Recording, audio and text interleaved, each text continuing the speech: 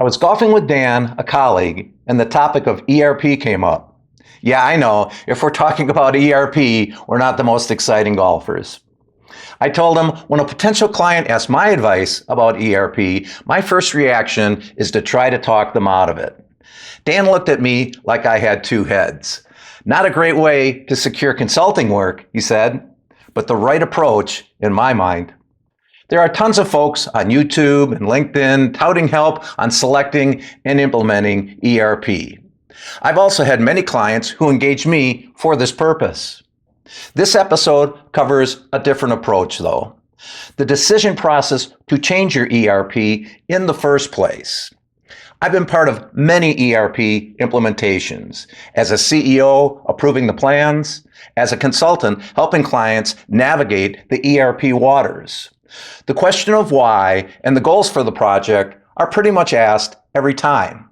The more critical questions, what problems are we trying to solve? What are the alternatives? And is ERP upgrade necessary at all?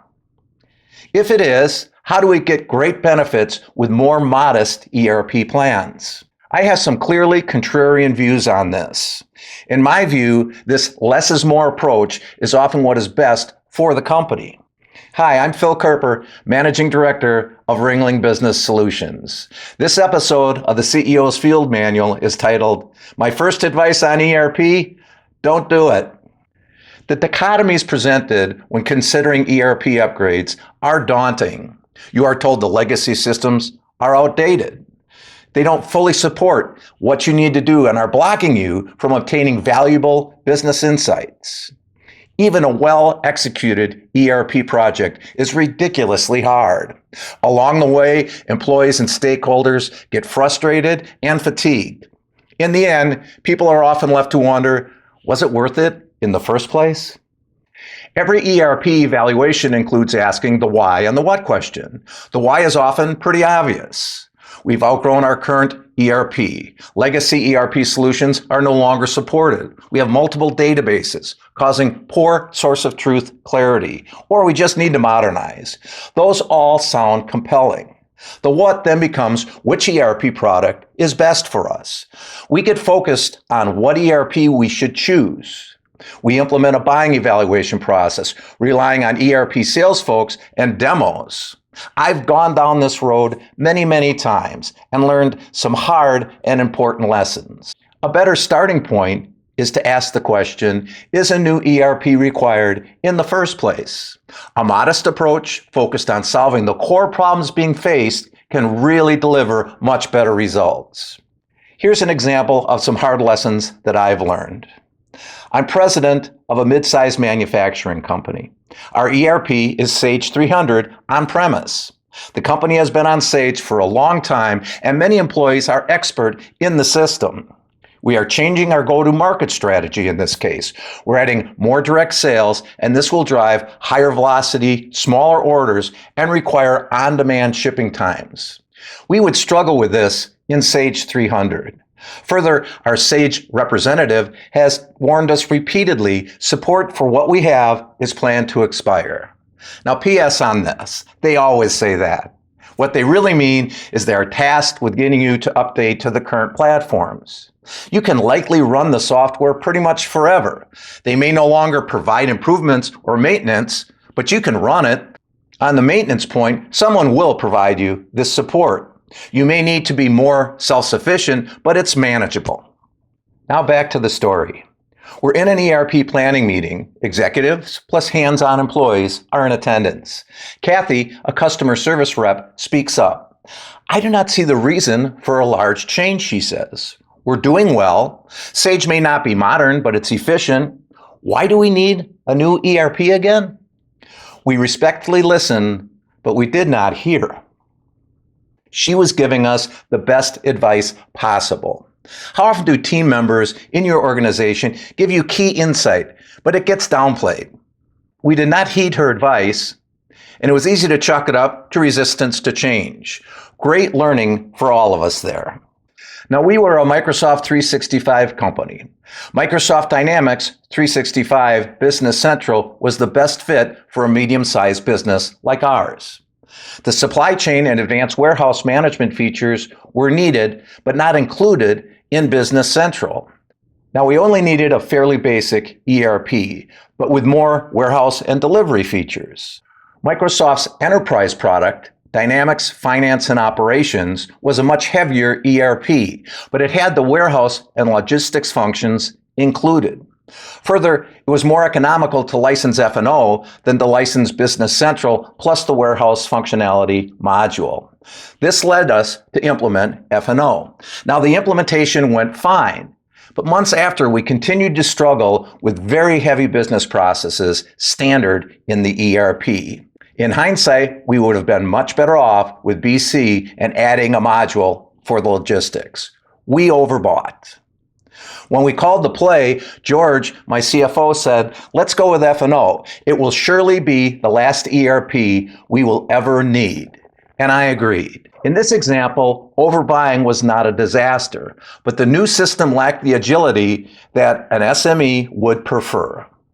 So let's circle all the way back to the premise of the episode.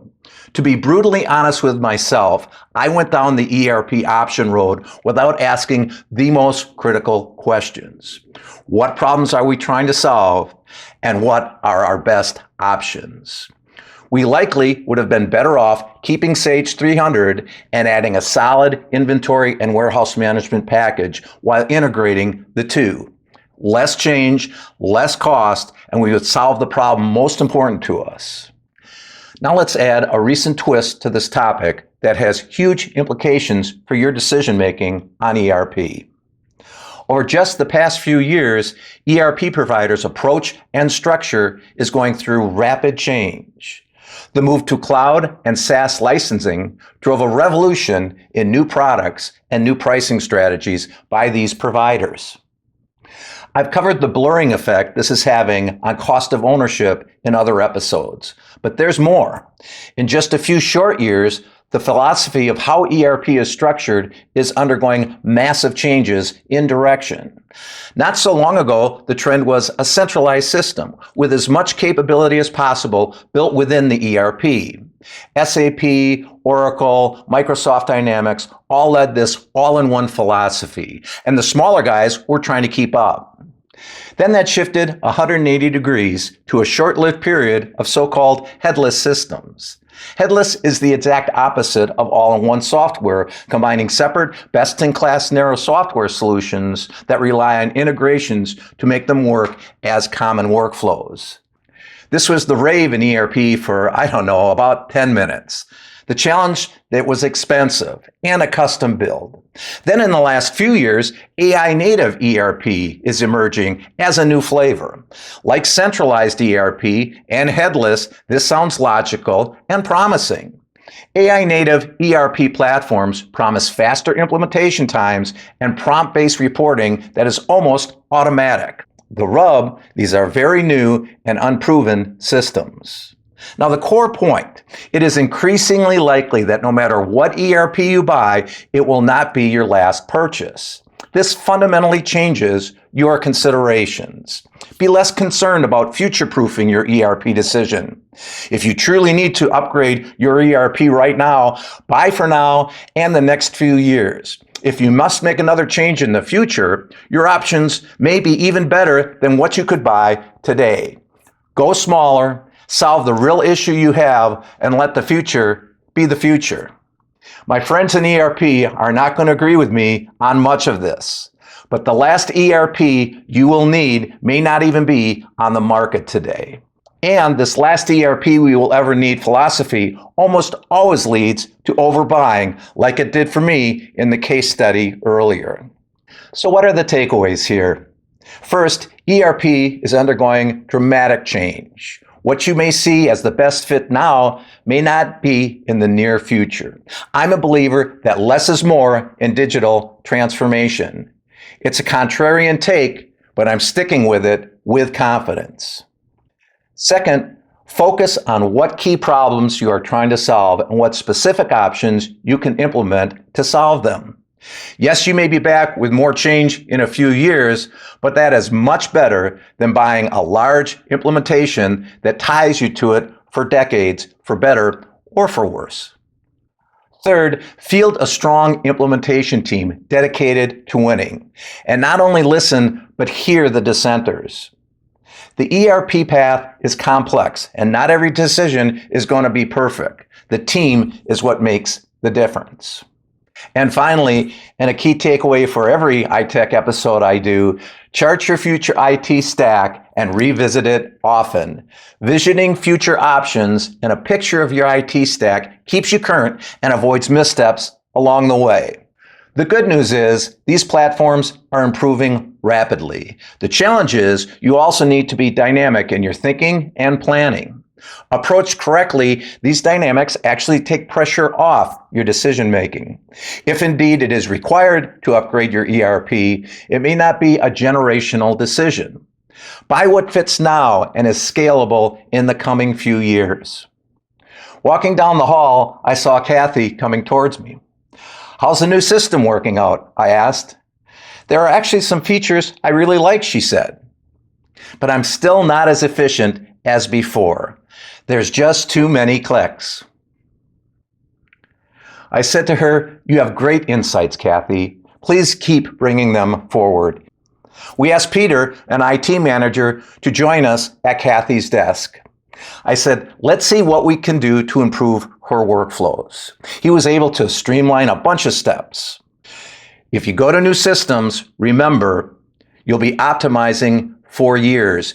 Keep asking and keep helping and keep improving. Keep making it better for Kathy and the others depending on the system. Back on the golf course with Dan, I'm teeing up on a long par 5. Not my favorite hole, as I'm not as big a hitter as I used to be. Dan asked, "Did you scare any clients off this week, Phil?" I laughed and said, "Well, probably a few." I got over the ball and was able to stripe it down the fairway. Thanks for tuning into this episode of the CEO's Field Manual. We'll see you again soon. Thanks, everybody. Please subscribe, and we'll see you at a future video.